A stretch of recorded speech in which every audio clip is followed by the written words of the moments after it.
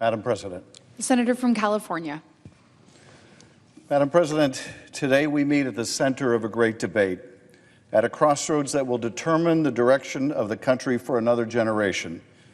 And this debate, this choice, goes to the heart of a central question that has been plaguing families in America over the last 3 decades, but that is now just coming to the forefront. And that question is this: if you are working hard in America, can you still earn a good living for yourself and your family? If you are working hard in America, can you still buy a home or pay your rent, buy your food and medicine, get the health care you need, afford fuel for your car, get a decent education, or go on a family vacation? And if the answer is no, and for all too many millions of people the answer is no, what do we do about it? When I was a kid, my father was in the clothing business. He was a traveling salesman and he made $18,000 a year. On the strength of that single income, my parents bought our first home for $18,000. He made $18,000 a year and he bought a home. My parents bought a home for $18,000. It was the American dream and it came true for our family. Today I'm a U.S. Senator. That too is part of the American dream, that anything is possible in this country.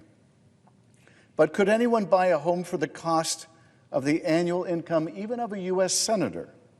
Not a chance in the world. An average home in California costs 3 or 4 times that much. My kids are paying thousands and thousands of dollars a month in rent. Could they find a home for the cost of their annual income? There is even less of a chance of that. And what about your grandkids? At the rate we are going, at the rate housing prices are rising, what chance will they have to afford a home at any income? And of course, it's not just a home. Healthcare costs are rising even faster. Millions of families are only one healthcare crisis away from failing.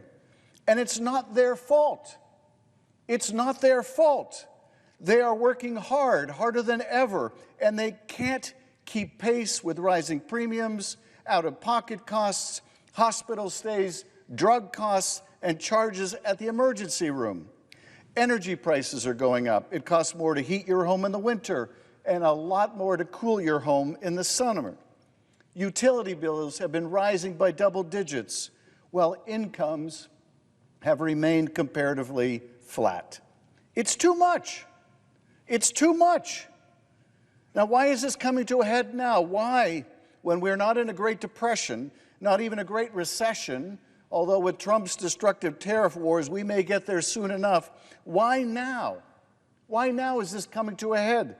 And the answer is that people feel more squeezed than ever, more pressure than ever, more like a failure than ever because they're doing their best, working their hardest, and they are still hanging by a thread. And you know something?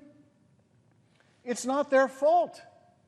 It's not their fault. They are doing everything they can to provide for their families, and it's just not enough. It's not their fault, but it is someone's fault. It is someone's responsibility. There is someone who should be held accountable for the fact that this generation is the first to renege on a compact between generations that we would leave the country better off to the next generation than the one that came before. And you know who that someone is? It is us. It is us. The world has changed, the nature of work has changed, and we have not changed with it. We have not kept pace, and in too many ways, through our policy failures, we have moved the country in the wrong direction. And the question before us today is whether we continue to barrel down that track towards higher home prices, bigger health care costs, more hunger and greater hardship, or whether we change direction. Much too late, yes, requiring an even more profound course correction, certainly, but finally steer this country to a better quality of life for all of our citizens. Is this bill that change in direction? Does it lead our country on a new path towards affordability and prosperity? And the answer, the simple, terrible, but clear as day answer is no. It most emphatically does not. No, it does nothing to bring down costs. No, it does nothing to make it easier for your kids or mine to buy a house, pay their rent, buy groceries, afford their medicine, or fill up the car for a family vacation. Instead, it throws more coal in the engine, barreling down a track to nowhere.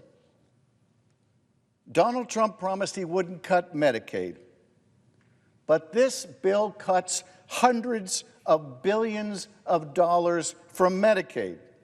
It is shredding the president's commitment made again and again. In January, the president said Republicans will love and cherish Medicaid. In February, he said, we're not going to touch it. Even a few weeks ago, the president said, we're not changing Medicaid, we're leaving it. But we see in the black and white in this text they released in the dark of night that simply isn't true.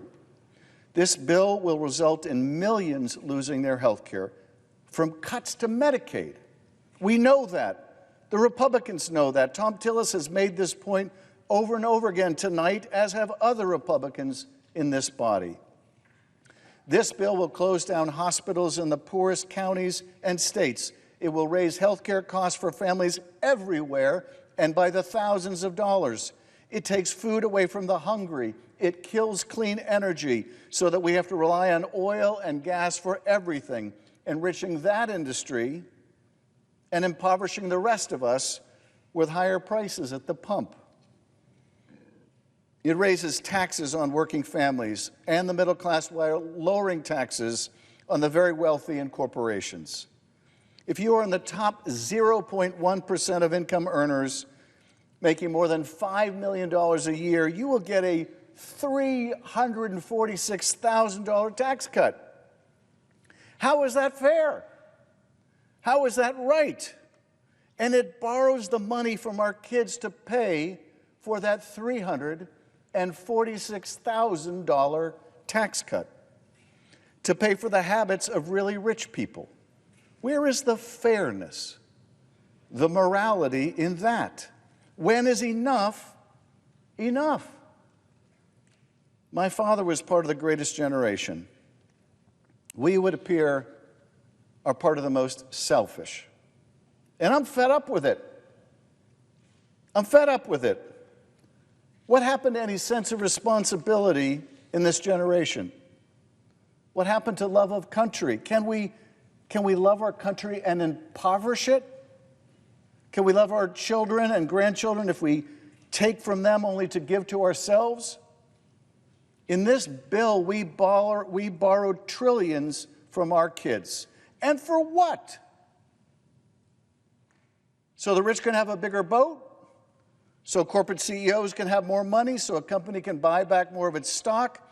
So we can be richer than our neighbor while his neighbor has no home at all? The test of our progress, Franklin Roosevelt said in 1937, is not whether we add more to the abundance of those who have much. It is whether we provide enough for those who have too little. Last week, a landscaper in Los Angeles was tackled to the ground because he was undocumented. He's the father of 3 Marines. 3 Marines. When one of those Marines was finally able to speak to his father after his detention, he had one ask of his son: please go back to the work site and finish the job. That was his ask. That is the work ethic that has made this country great, not the ethic that brought him to the ground. Raising 3 Marines, that is the patriotism that has made this country great, not the rancor that beat him while he lay there. But if this bill is not the answer, and it most certainly is not, if this bill only makes matters worse, far worse, then what is the answer? What direction shall we go? How can we begin to make the country work for people once again? Well, we can give instead of take. We can build instead of tear down. We can recapture once again the sense of possibility in this country. If Eisenhower was part of the generation that won the war and built the roads and highways, let us be the generation that wins the peace by creating the next giant boom in housing in America, making the investment necessary, tapping into the great potential of the government and industry working together, breaking down each obstacle in the way, millions and millions of new homes that my children can afford and your children. Let us build new hospitals instead of closing them down, and in so doing, bring the cost of health care down with them. Let us train new doctors and nurses so it is not so expensive to visit them, and new home health care workers to take care of us even as we take care of them. Let us grow more food and feed more people at home and abroad and bring down the cost of our groceries. Let us thank our farm workers instead of chasing them through the fields to separate them from those they love. None of this is beyond our capacity. It may mean that we can't afford yet another tax break for the wealthy, or a giveaway to the oil industry, or a giveaway to any other industry and its corporate titans. It may call for some sacrifice on our part, but a fraction of what our parents and grandparents gave to this country. It means that we pay more attention to our kids and their needs and less our own, that we once again show concern and compassion for our neighbor, and remember that we were once strangers in a strange land, that we show humility about our own achievements and recognize that none of us got here on our own, that all of us can prosper without someone else being made to suffer. You know, the way it used to be, the way it could be once again. Madam President, I yield back.